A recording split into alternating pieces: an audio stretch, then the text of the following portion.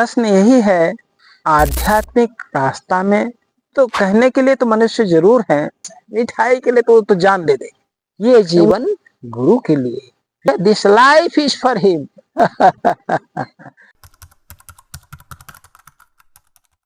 नमस्कार,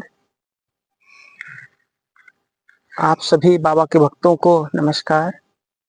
प्रश्न यही है, जो आध्यात्मिक रास्ता में चलने का प्रारंभ करते हैं उनको किस तरीके से चलना चाहिए। ये आप जानते हैं कि आध्यात्मिक रास्ता सबसे सरलतम और सीधा रास्ता है, लेकिन हम लोग कहने के लिए तो मनुष्य जरूर हैं, लेकिन हम लोग की जो शिक्षा दीक्षा एजुकेशन इस ढंग से सिखाया गया है कि हमको सीधा रास्ता भी टेढ़ा मेढ़ा लगता है।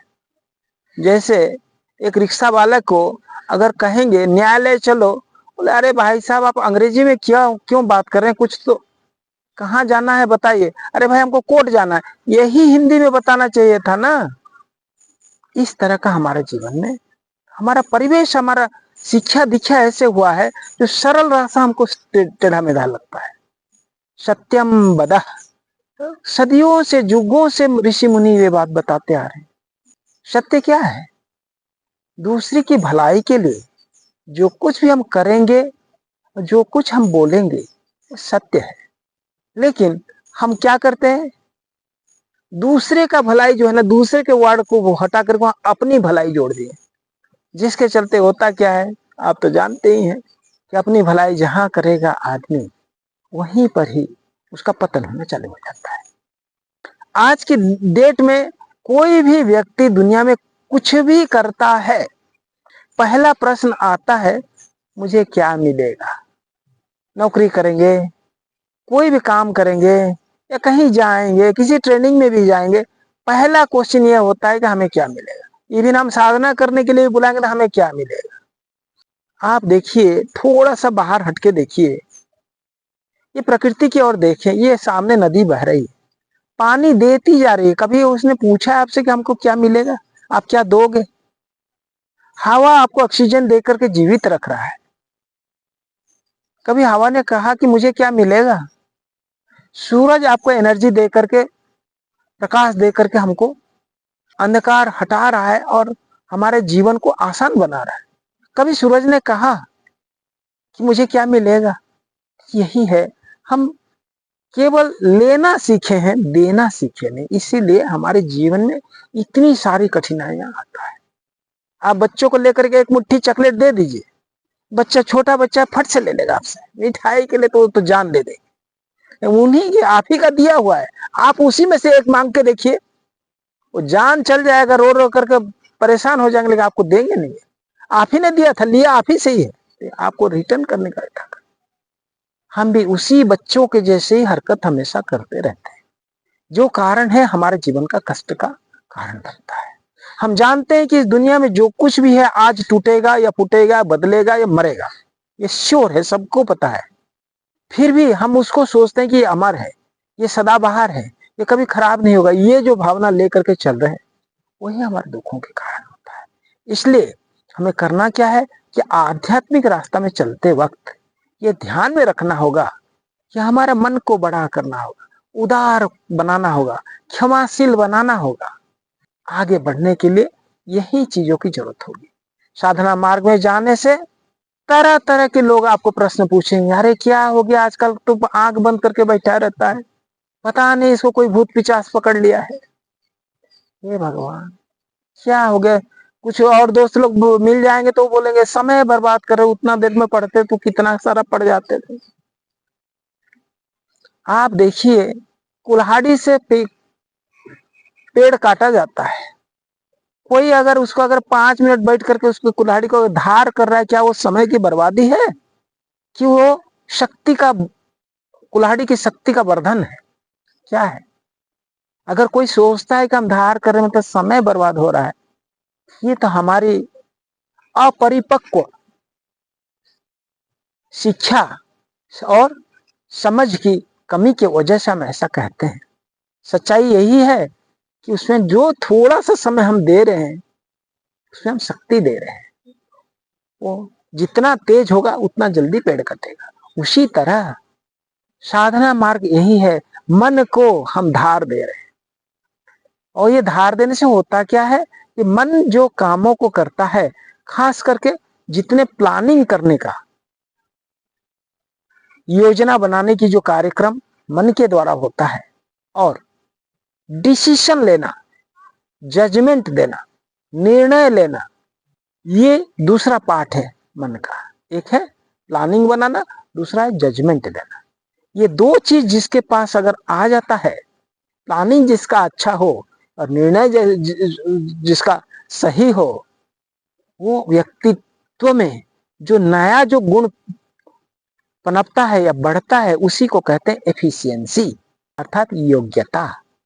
ठीक है, तो इसलिए साधना मार्ग में चलने से योग्यता बढ़ता ही है।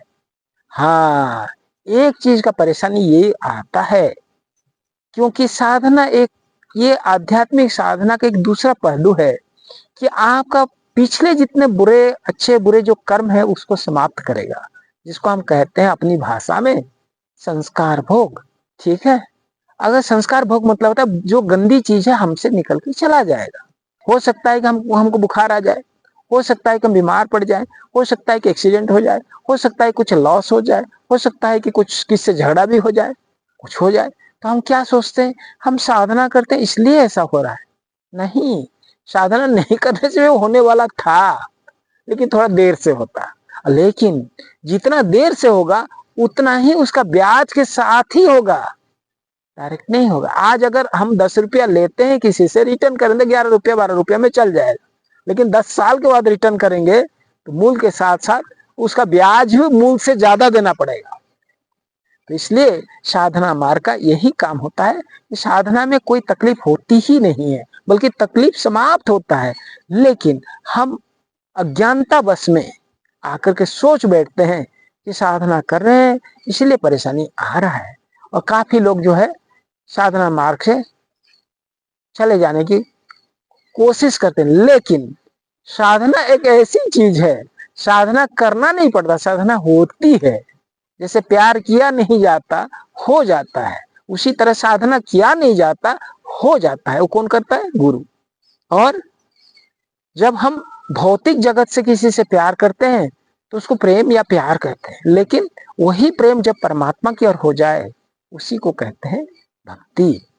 ठीक है, तो इसलिए क्या है कि जब परमात्मा से प्यार हो गया तो आपका सारे कामों का ठेकेदार कौन बन जाता है? परमात्मा बन जाते हैं। इसलिए उनकी इच्छा से जो काम होने लगेगा वो हमारे कामों से 100 गुना अच्छा काम होगा। इसलिए साधना मार्ग में चलते वक्त एक ही चीज का खाली पालन करना होगा, धीरज रखना होगा। कुछ भी होता है धीरज रखो और निरंतर रूप से साधना करते जाओ, बिना रुके। कर रहे हो करते जाओ, भले थोड़ी कम करो या ज्यादा करो, लेकिन करते रहो। जैसे बचपन से आपके मम्मी पापा ने हम लोग को क्या किया है, बचपन से खिलाते रहे। थोड़ा हो चाहे कौवा के डर से खिलाए, चाहे हो क्या बोलते बंदर के डर से या भूत के डर से खिलाए, लेकिन खिलाते रहे। हम नहीं भी खाना चाहते हैं थोड़ा थोड़ा कर, इतना सा, कभी खाए तो जब के खा लिए, कभी नहीं खाए तो थोड़ा थोड़ा खा कर आज इतने बड़े हो गए। उसी तरह साधना है मन का भोजन, थोड़ा हो बेशी हो देते ही रहिए।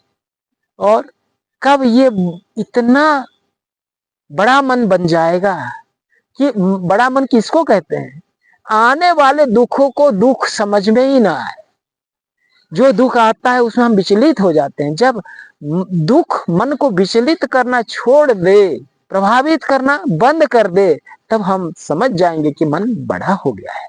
अब जब बड़ा मन होता है तो दूसरा उसका परिणाम आता है। परिणाम क्या है कि दूसरों की सेवा करने के लिए घर द्वार छोड़ के संन्यास ले लेता है। यही जीवन का असली मूल मंत्र है। अर्थात ये जीवन समाज के लिए, ये जीवन गुरु के लिए, ये जीवन परमात्मा के लिए। ठीक है, this life is for him. इसलिए साधना मार्ग में चलना अति आनंदपूर्ण वातावरण में चलते जाना, और इसमें दुखों का तो कोई नामो निशाना नहीं है। और इसमें एक बहुत बड़ा चीज होता है, ये होता है कि आने वाला, सपोज मान लीजिए आपको इतना दुख आने वाला है भविष्य में, परमात्मा आपको इतना देकर बाकी दुख वो स्वयं ले लेते हैं। हमको खाली थोड़ा टेस्ट कराते हैं कि तुम भी जानो कि दुख क्या होता क्या है। अगर हम जानेंगे नहीं तो औरों का तकलीफ समझ नहीं पाएंगे।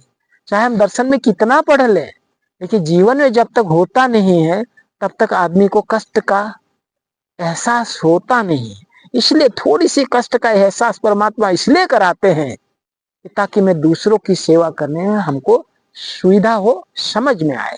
इसलिए हमारे जीवन में आने वाले दुख, साधक के जीवन में आने वाला हर एक दुख उसके लिए एक संदेश, एक पैगाम लेकर के आता है कि वो सबको प्रेरित करके परमात्मा की ओर ले चले। इसलिए हमारा साधना का दो ही पाठ है कि परमात्मा का सेवा कर, परमात्मा का ध्यान करना और संसार की सेवा करना। आत्म मुख्यार्थम जगत हिताय च। इसलिए बिगिनर्स को यही मेरा दो जो पॉइंट शुरू से कहा, इसको दोहरा करके मैं समाप्त करना चाहता हूं कि पहला है धीरज रख करके चले। तो जितना धीरे चलेंगे उतना ही हम आगे बढ़ेंगे। एक दूसरा निरंतर अभ्यास, उसको जारी रखेंगे। और तीसरा, जो कुछ भी हुआ, जो कुछ भी आपके मन में आया, जो कुछ भी आपने अच्छा बुरा जो कुछ भी समझे, सब जा करके परमात्मा को गुरु पूजा में दे करके उनको समर्पण कर दे। यही है। इसलिए साधना मार्ग में ऐसा, ये साधना ऐसी है कि साधना को आप छोड़ ही नहीं सकते हैं। क्यों? साधना आपको पकड़ा है। आप अगर पकड़े होते साधना को तो आप छूट सकता था, लेकिन यहाँ गुरु आपके हाथ पकड़ लेते हैं, इसलिए आप छूट करके कहीं जाएंगे नहीं।